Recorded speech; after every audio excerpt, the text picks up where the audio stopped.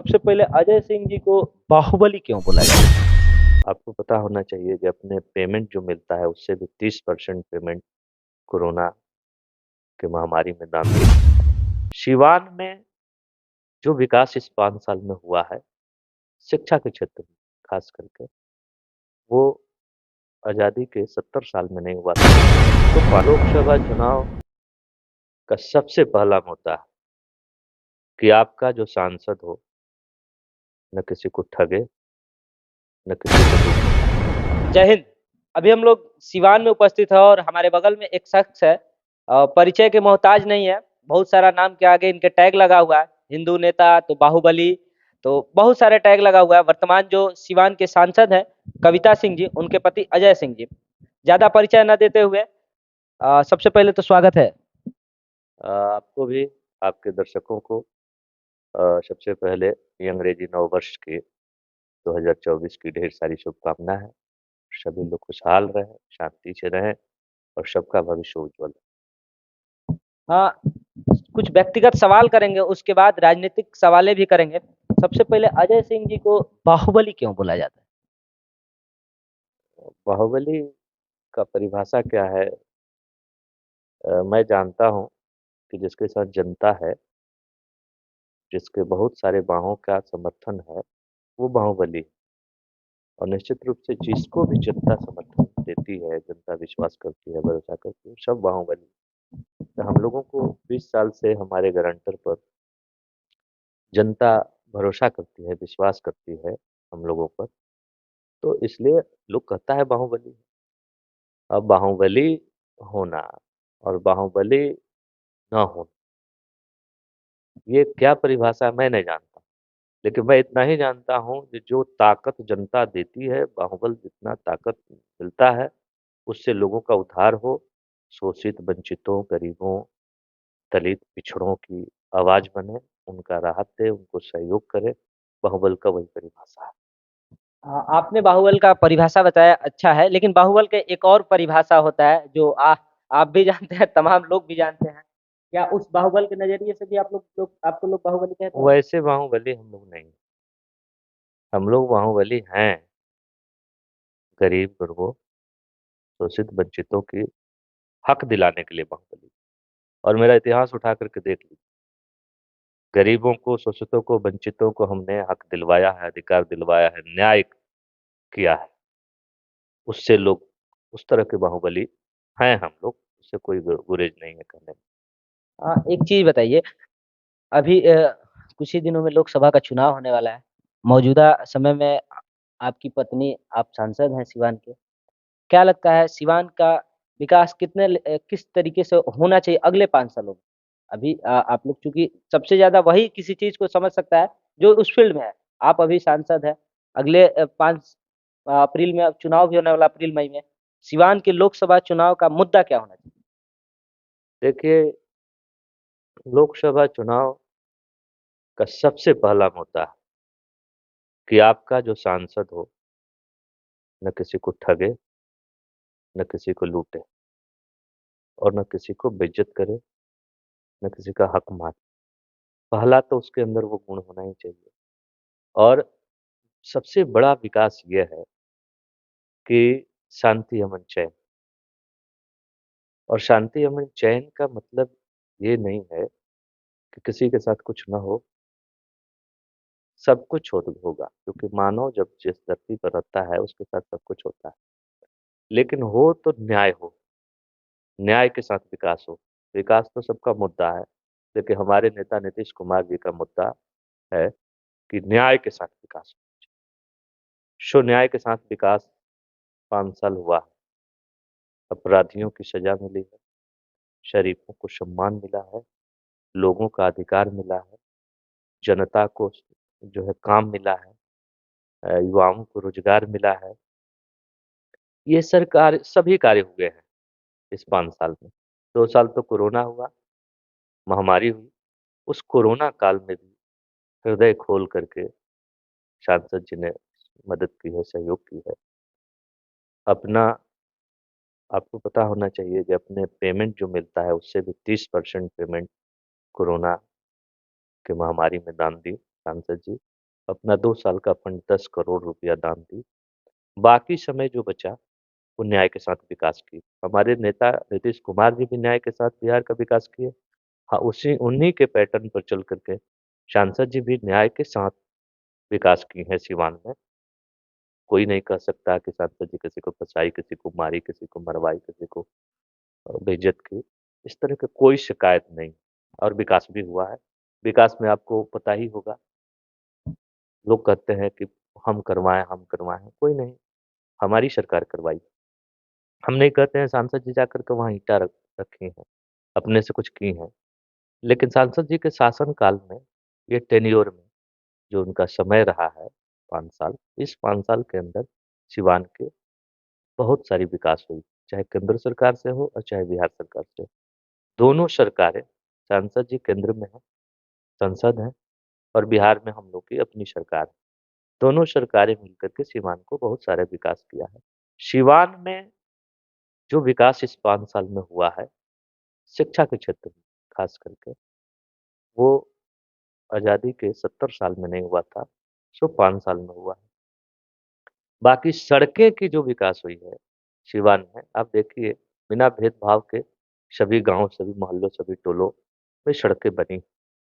नल जल के तहत सभी गांवों में जल की व्यवस्था की गई है। हाँ, कुछ गांवों में नहीं हुई होगी, खराब होगा। मैं नहीं मानता कि 100% हुआ है, लेकिन अ, निश्चित रूप से परसेंटेज गाँवों में हमारी सरकार की नल जल योजना चल रही है, गली नली योजना जो है वो चल रही है। ये सब ज़मीन पर उतरा है, हमारी सरकार की विकास हुई है, बिहार सरकार ने विकास किया है और सारी विकास सिवान में हुआ है। तो सिवान में विकास हुआ है तो सिवान के सांसद को तो श्रेय जाता ही है, क्योंकि हम लोग विकास के अलावा कोई कार्य नहीं करते। राजनीति में विकास, शांति एवं चैन के लिए काम करते हैं, इसके अलावा कोई दूसरा काम नहीं करते। सर, आप कह रहे हैं अगला चुनाव शांति अमन चैन के लिए ना होना चाहिए, लेकिन एक चीज और है कि क्या शांति अमन चैन के अलावा शिक्षा, स्वास्थ्य, रोजगार भी मुद्दा होना चाहिए? बिहार मजदूरों की फैक्ट्री बनते जा रही है दिन पे दिन। निश्चित रूप से बिहार इतिहास रचा है। भारत में ऐसा कोई राज्य नहीं है जो इतने युवाओं को रोजगार दिया हो। आप देखें हैं, किसी राज्य को उठा करके बताइए जहां और लोगों की सरकार है, शासन है, उस राज्य में एक साथ 1,36,20,000 लोगों को नौकरी दी हो, फिर 13 तारीख को 1 लाख लोगों को करीब नियुक्ति पत्र बंटने जा रहा है। इस तरह के रोजगार किसी राज्य ने दिया है, किसी देश में इस तरह के रोजगार मिला है एक साथ, एक प्लेटफॉर्म पर ला करके, अ, जगह ला करके इन लोगों को इतना रोजगार देना। यहाँ के युवाओं को रोजगार भी मिला है, न्याय के साथ विकास भी हुआ है। फिर अब मुद्दा तो कोई कहीं उठा सकता है, जो मुद्दा उठा रहे हैं वो कहीं दिखा दें, या कहीं भी एक साथ 1 लाख 1.5 लाख लोगों को नौकरी आप दिए। अच्छा, ये बात सत्य है कि इस बार जो राज्य सरकार जिस तरीके से लगातार नौकरियां दे रही है, रोजगार दे रही है, उसके बाद एक मेडल मेडल लाओ, रोजगार पाओ, ये भी अच्छा पहल है बिहार सरकार का। लेकिन आप जिस तरीके से मौजूदा में अभी सिवान के सांसद है और सिवान की रोड पे बात कर रहे थे विकास के, तो एक बड़ा अहम मुद्दा आता है सर, सिवान में एक सिसवन ढाला का। सिसवन ढाला हर बार चुनाव में मुद्दा जरूर बनता है, लेकिन चुनाव के बाद पता नहीं क्यों उस पर काम नहीं हो पाता है। आपने भी वादा किया था कि सिसवन ढाला बन जाएगा, क्या लगता है सर, बन पाएगा? आजादी के 70 साल में नहीं बना है। हाँ, नहीं बना। ये इतने दिन जितने भी सांसद रहे, उन लोगों का मुद्दा हो या ना हो, हम लोगों का मुद्दा आज भी है। सिसोन ढाला बनेगा, श्योर है भाई, आपको कहता हूँ, ये बनेगा, उसको कोई रोक नहीं सकता। विकास कार्य को कोई बाधा नहीं कर सकता। हाँ, कुछ बाधाएं आई है, उसको हम लोगों ने झेला है। सरकार अदली है, बदली है, इसकी मार तो झेलना ही पड़ता है। लेकिन आपको मैं आज भी भरोसा दिलवाता हूँ, सारे वो जो उसकी प्रक्रिया होती है, वो प्रक्रिया पूरी हो गई, वो तुरंत बनेगा। वो, मैं नहीं कहता हूँ कि नहीं बनेगा, वो बनना है। सिसवन ढाला पर ओवर ब्रिज बनेगा, सब प्रक्रिया हो गई है, बिहार सरकार ने पैसा दे दिया है। कॉस्ट शेयरिंग की बात थी, कॉस्ट शेयरिंग केंद्र सरकार के जो रेल विभाग है उसको करना है, आधे पैसा उसको देना है, आधे पैसा हम लोग को देना है। तो आधे पैसा बिहार सरकार ने दे दिया है, आधे पैसा के लिए रेलवे बोर्ड में गया है। रेल बोर्ड में हम लोगों ने संपर्क किया है, वहां से तुरंत फाइल आएगा, टेंडर होगा यहाँ और काम होगा। ये बाधित नहीं होने वाला है, ये कार्य होगा। चुनाव के पहले उसमें काम लग जाएगा या फिर चुनाव में इस बार वो मुद्दा बना रहेगा? चुनाव में मुद्दा समाप्त है। मुद्दा समाप्त। वो काम होगा, उस मुद्दे पर कोई मतलब नहीं है। वो मुद्दा समाप्त है, वो ओवरब्रिज बनेगा ही। हम रहें या ना रहें, वो ओवरब्रिज बनेगा। चलिए, ये बातें क्लियर होनी ज़रूर थी। चूँकि सच बात है कि आज़ादी के 70 सालों में किन्हीं ने नहीं बनवाया, बहुतेरे सांसद आए गए, और अजय सिंह भी का वो वादा था कि सिसवन ढाला बनेगा, और ये सवाल भी लाज़मी था कि क्या इस बार भी सिसवन ढाला का मुद्दा बना रहेगा कि खत्म हो जाएगा? तो इन्होंने कहा कि इस बार काम लग जाएगा, खत्म हो जाएगा। अच्छा, एक चीज़ और बताइए, कुछ राजनीतिक सवाल बड़े लेते हैं। अब क्या लगता है, नीतीश कुमार को लेके अटकलें लगाई जा रही है कि जेडीयू बीजेपी में जा सकती है, राजद में जेडीयू के अंदर टूट पड़ी है। जब से राष्ट्रीय अध्यक्ष ललन जी थे, दिल्ली में मीटिंग होने वाली थी, उसी समय से अटकलें लगाई जा रही है। क्या सच्चाई क्या है? नहीं, ऐसा कुछ बात नहीं है। जेडीयू पूरी तरह से जो है सो ठीक है, उसमें कहीं फूट नहीं है। जेडीयू में कोई फूट नहीं होता है। जो जेडीयू के विचारों से सहमत नहीं होते हैं, जेडीयू से छोड़ो, अलग चले जाते हैं। जो जनता दल यू और नीतीश कुमार जी के विचारों से सहमत है, वो साथ रहते हैं। तो इसमें टूट-फूट की बात नहीं है। टूट-फूट तो तब होता है, जो कोई टूट करके जाए, कुछ ले करके चला जाए। इतनी खबर थी कि पूरा विधायक शायद मतलब अलग रास्ता चुन रहा है। नहीं, ये बराबर गोपनीय खबर चलते रहती है, ऐसा कुछ नहीं है। जो जेडीयू में वही रहता है, जो जेडीयू के नेता माननीय नीतीश कुमार जी के विचारों से सहमत होता है, वही जेडीयू में रहता है। अगर उनके विचारों से सहमत नहीं है, तो दूसरे रास्ता अपना लेता है। लेकिन आज तक कोई इतिहास है कि जेडीयू को कोई तोड़ के नहीं ले गया। जेडीयू टूटता कभी नहीं है। जेडीयू एकदम मजबूत है, क्योंकि जेडीयू विचारधाराओं से चलता है पार्टी, स्वार्थ से पार्टी जेडीयू नहीं चलती है। जिनको स्वार्थ होता है वो चले जाते हैं। लेकिन इस तरह की कोई बात नहीं है, जेडीयू अभी पूरी तरह से है। ललन बाबू जेडीयू के राष्ट्रीय अध्यक्ष थे, वो माननीय नेता हैं, अभी लोकसभा में नेता है, इसलिए वो तो है। वो जो भी बातें उन पे चलाई जाती है वो अफवाह है, कोई कुछ है नहीं, सच्चाई नहीं। अच्छा, एक चीज़ और बताइए, लोकसभा का चुनाव होने वाला है, लगातार इंडिया अलायंस, एनडीए अलायंस दोनों लोग तैयारी में है। इंडिया अलायंस को लेके लगातार अटकलें लगाई जा रही है कि उनके पास नेता ही नहीं है। आप इंडिया अलायंस के अभिन्न अंग हैं, और लगातार अटकलें लगाई जा रही है। बीजेपी की तरफ से ये कहा जा रहा है कि उनके पास तो दुल्हा ही नहीं है, वो चुनाव किस मुद्दे पर लड़ेंगे? इंडिया अलायंस के पास दुल्हों की कमी नहीं है, उनके यहाँ कोई नहीं। वो तो कह रहे हैं कि हमारे यहाँ मोदी है तो गारंटी है। नहीं, मोदी है तो गारंटी है, तो कहने का ही है, अपनी बात है। ठीक है, आपकी गारंटी है, तो यहाँ भी नीतीश कुमार है तो गारंटी है। मतलब ये कंफर्म है कि नीतीश कुमार पीएम के उम्मीदवार होंगे? नहीं नहीं, नीतीश कुमार जी, देखिए, उम्मीदवार कोई भी बन सकता है पीएम के। बिहार में तो एक आई थी प्लुरल्स पार्टी की लेडी थी, लड़की, वो भी मुख्यमंत्री का उम्मीदवार हो गई थी। अभी प्रशांत किशोर जी भी मुख्यमंत्री के उम्मीदवार हैं। चिराग जी भी मुख्यमंत्री के बड़ा खुलासा उम्मीदवार कर। हैं। हाँ, बहुत सारी लोग मुख्यमंत्री के उम्मीदवार हो सकते हैं, होते भी हैं। हम भी चाहे, आप भी चाहे, कोई भी चाहे, हो सकता है। लेकिन उम्मीदवार हो जाना एक अलग बात है, और उस तरह के नेता के गुण होना अलग बात है। जो पद को संभालने लायक जो है गुण होनी चाहिए, वो गुण है। उम्मीदवार हो या ना हो, नीतीश कुमार जी को उतनी ज्ञान है कि देश को कैसे विकसित किया जा सकता है, देश में न्याय के साथ विकास कैसे हो सकता है, देश में गरीब, गुरबों, पिछड़ों, पिछड़ों, दलितों, महादलितों की विकास कैसे हो सकती है, ये कला तो नीतीश कुमार जी में है। सवर्णों की सम्मान कैसे मिलेगा, सवर्णों में गरीबों की विकास कैसे होगी, ये सारी कला तो नीतीश कुमार जी में है। और नीतीश कुमार जी ने करके बिहार में दिखा दिया है। जब बुजुर्गों के सम्मान कैसे दिया जाता है, मुख्यमंत्री सहायता राशि दे करके नीतीश जी ने सम्मान कैसे बुजुर्गों को दिया जाता है बता दिया। युवाओं को रोजगार कैसे दिया जा सकता है, गरीब राज्य होकर के भी नीतीश जी ने पूरे बिहार के युवाओं को रोजगार दिया। और सारे लोगों का सम्मान कैसे हो सकता है, अति पिछड़ों, दलितों की ओरिजिनल हक कैसे मिल सकता है, उन्होंने जातीय गणना करके और दलित और महादलित और पिछड़ों को आरक्षण बढ़ा करके ये बता दिया है कि गरीबों का, पिछड़ों का, दलितों का उत्थान कैसे किया जा सकता है। ये तो कला उनमें है, और बिहार में करके दिखा दिया है। अगर देश में मौका मिलेगा, तो देश के गरीब, गुरबा, दलित, पिछड़ा, अति पिछड़ा, बुजुर्ग के सम्मान और अधिकार दिलाने के लिए तैयार है। और वही व्यक्ति दे सकता है। बात नहीं बनाएंगे नीतीश, काम करके दिखा देंगे। जातीय गणना करके और जिसका जो हक था वो दे दिए। युवाओं का जो हक है, बेरोजगारी था उसको मिटाए, रोजगार दे दिए। ये सारी करके बिहार में तो दिखा दिया है। अगर देश में मौका मिलेगा तो वो भी करके दिखा देंगे। दूसरे किसी से होने वाला नहीं है। दूसरा कोई बात कर सकता है, लेकिन काम करने के कला तो नीतीश कुमार जी वो कर देंगे। यानी एनडीए अलायंस में, सॉरी, इंडिया अलायंस में सबसे मजबूत अगर कोई नेता है तो नीतीश कुमार है। निश्चित रूप से इंडिया अलायंस में अगर कोई लीडर है जो जनता का काम कर सके, दलितों पिछड़ों का उत्थान कर सके, देश को शांति अमन चैन के साथ चला सके, न्याय के साथ विकास कर सके, वो नीतीश कुमार जी हैं, दूसरा कोई नहीं है। इंडिया अलायंस में भी कोई लीडर नहीं है जो इस तरह का कार्य कर दे। और इंडिया अलायंस तभी मजबूत हो सकता है, इंडिया अलायंस तभी रह सकता है जब नीतीश कुमार जी के कामों को लेकर के प्रचार करेगा। नीतीश कुमार जी के जो किए हुए कार्य हैं बिहार में, उसको ही मुद्दा बना करके देश में जाएंगे, तो देश की जनता आप पर सोचेगी। बाकी आपको तो देख 10 साल से जनता देख ही रही है। देखिए, कहीं न कहीं ये बात सत्य है कि नीतीश कुमार एक ऐसे ज़रूर नेता है जिनकी छवि पूरी तरीके से साफ है। एक एफआईआर तक नहीं, कुछ भी नहीं।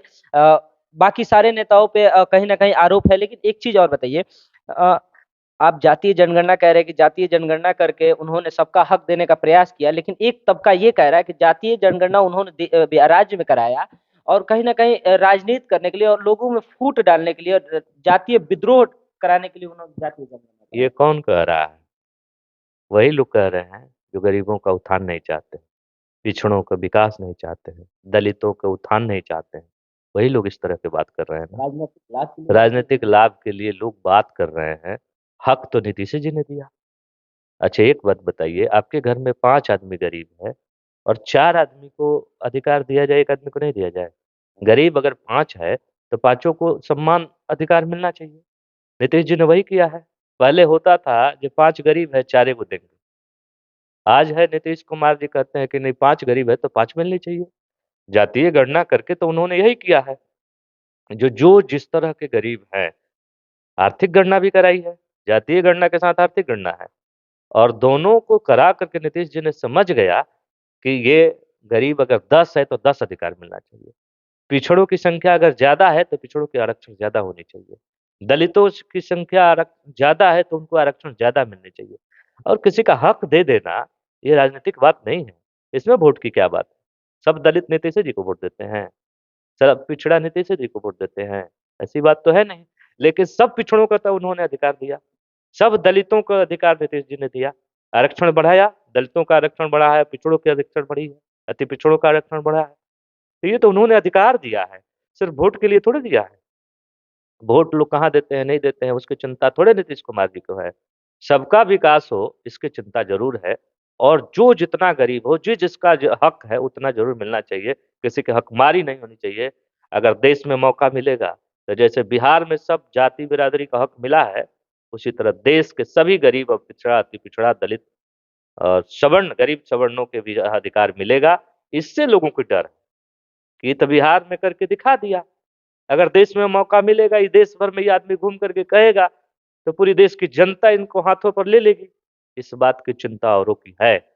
और चिंता भी जायज है उनकी कि नेता के अंदर जो कला है उसकी चिंता उन लोगों की सता रही है। अच्छा, सर, अभी लोकसभा का चुनाव होने वाला है। लोकसभा अभी अभी आप वर्तमान में सांसद में है। सिवान में एक हिना मैडम है जो मरहूम शहाबुद्दीन साहब की पत्नी है। उधर टुन्ना पांडे है, पूर्व सांसद ओम प्रकाश यादव है और बीजेपी के एक मंत्री रहे स्वास्थ्य मंत्री मंगल पांडे भी। तमाम लोग तैयारियां में जुटे हुए हैं। सब लोग अपने तरीके से प्रयास कर रहे हैं। कितना कठिन होगा सर इस बीच में पुनः एक बार सीट जीत कर नीतीश कुमार को हाथों को मजबूत करना? देखिए, हम लोग विचारधारा की राजनीति करते हैं। सभी लोग जनता के बीच जाएंगे, मालिक जनता है। किस चीज के लिए कौन जा रहा है, जनता जरूर आकलन करेगी, है कि नहीं? और आकलन करके जनता अपना फैसला लेती है और लेते आई है। जनता आजाद है, किसी के दबाव में, किसी के ये में नहीं। हाँ, कुछ देर के लिए लोग बहला बला फुसला लेते हैं, ठीक है। जनता लेकिन सबकी सुनती है, सबकी गुनती है, गुन करके अपना एक्शन लेती है और अपना अधिकार देती है। सबका अधिकार है जनता के बीच जाने का, और सब लोग जाएंगे। अब हमारी गठबंधन है, जिस पार्टी से गठबंधन है, जिस दल के माने गठबंधन है, हम लोग इंडिया गठबंधन। इंडिया गठबंधन में जितने नेता हैं, वो सब एक हैं। अगर किसी को टिकट मिलता है, तो हम इंडिया गठबंधन को जिताएँगे। वही जनता के हित है, वही जनता के हिमायती होंगे, जो अपने गठबंधन को जिताएँगे। चलिए, है टिकट की बात की आपने, क्या लगता है टिकट इस बार भी कंफर्म है? हम तो सिटिंग्स हैं यहाँ, इसमें टिकट लेने और देने की बात नहीं है। सिटिंग हमारे रोज़ सुनते हैं, हमारे नेता कहते हैं हम जितने सीटों पर जीते हैं उतने सीटों पर लड़ेंगे। तो वो तो फिक्स ही है, राजनीति में कुछ भी होता है। राजनीति में कुछ भी होता है, उसको फिक्स नहीं माना जाता। चलिए, एकदम पके हुए राजनीतिक की तरह बाहुबली का टैग लगे हुए अजय सिंह खूब बढ़िया से बेबाकी से अपने जवाब दिए, तमाम सवालों का जवाब बेबाकी से दिए। एक लास्ट सवाल सर, पत्रकारों के लिए, पत्रकारों नहीं, यूट्यूबर पत्रकारों के लिए, जिस तरीके से एक यूट्यूबर पत्रकार पे एनएसए भी लगा था, वो बाद का मामला है। अभी मेन स्ट्रीम मीडिया के बाद हम यूट्यूबरों को लोग पत्रकार नहीं मानते। क्या आप पत्रकार मानते हैं? नहीं, यूट्यूबर तो अ, अभी के समय में यूट्यूबर जो है, उनकी आज़ादी है और अपनी आज़ादी से वो काम कर रहे हैं, क्योंकि स्वयं के मालिक है, उस चैनल के मालिक उस यूट्यूबर है। इसलिए वो स्वतंत्र है। स्वतंत्र होकर के वो कार्य कर सकते हैं, जिस तरह के कार्य कर सकते हैं, वो लोग स्वतंत्र हैं, कोई दबाव नहीं उन पे। बड़ी बाकी चैनलों पर तो दबाव है, प्रिंट मीडिया पर दबाव है कि आप कुछ भी लिख कर के लाइएगा, हम चाहेंगे वही छपेगा। आप कुछ भी लेकर के न्यूज़ आइएगा और उसके मालिक जो चाहेंगे, वही चलेगा। लेकिन यूट्यूबरों पर कोई दबाव नहीं है, यूट्यूबर जो मर्ज़ी करे सो चला देते हैं और स्वतंत्र होना भी चाहिए। यूट्यूबर आजकल के समय में कारगर हैं और छोटे-छोटे लोगों को आवाज़ बन रहे हैं, बड़े लोगों का भी आवाज़ बन रहे हैं, इसलिए यूट्यूबर कारगर यूट्यूब चैनल। अक्सर तमाम यूट्यूबरों को लोग पत्रकार नहीं मानते हैं। मेन स्ट्रीम मीडिया है जो एक अलग ही दृष्टि से देखती है। लेकिन इस बीच ये सच्चाई है कि हर अगर गांव का एक छोटा से छोटा मुद्दा कोई उठाता है तो वो यूट्यूबर उठाता है। तमाम यूट्यूबरों के लिए आप क्या समझेंगे? हम बता रहे हैं जो यूट्यूबर को छोटे पत्रकार मानते हैं, वो उनकी भूल है। एक न्यूज़ आया था, जो आनंद मोहन जी बोले थे कि जो मनोज झा और उनके बीच में जो विवाद चल रहा था, उसमें हमने एक देखा था कि एक पंचायत खबर यूट्यूबर है, पंचायत खबर में स्टेटमेंट आनंद मोहन जी का चला। उस पंचायत खबर के स्टेटमेंट को सभी बड़े-बड़े चैनलों ने लेकर के चलाया। भाई यूट्यूब से न्यूज़ लेकर के और बड़ी-बड़ी चैनलों ने चलाया। अगर वो यूट्यूबर जो थे, कॉपीराइट आ जाता। अगर वो आप बता रहे हैं और छोटे यूट्यूबर हैं, अगर उस तरह के वो कंप्लेन करते कॉपीराइट पर, तो सारी चैनलें बंद हो जाती। लेकिन यूट्यूबर हिम्मत नहीं जुटाया। पंचायत खबर के यूट्यूबर जो हैं, वो हिम्मत नहीं जुटाया, उन्होंने कंप्लेन नहीं किया। नहीं तो उनके न्यूज़ को सारी बड़े-बड़े चैनलों ने चलाया, जबकि वो किसी चैनल को स्टेटमेंट नहीं दिए थे। वो सिर्फ़ यूट्यूब को स्टेटमेंट दिए थे, हम ही आपको आज स्टेटमेंट दे रहे हैं। इस न्यूज़ को कोई लेकर के चलाता है, तो आपका तो राइट है, ये कॉपीराइट पर हो सकता है केस उन पर। इस तरह यूट्यूबरों की महत्ता कम नहीं है। यूट्यूबर गाँवों की न्यूज़, छोटे-छोटे न्यूज़ आँख है। मीडिया का सही कार्य यूट्यूबरे कर रहे हैं। देखिए, अजय सिंह ने बहुत बड़ी बात कही और कहीं न कहीं ये सच्चाई है कि मीडिया का असली मायने में अभी जो काम मौजूदा समय में है, वो डिजिटल मीडिया के पत्रकार या फिर एक तबका के लहज़े में कह दें तो यूट्यूबर हैं। बाकी तमाम चीज़ों पे आप लोग क्या सोचते हैं कमेंट करके ज़रूर बताइएगा।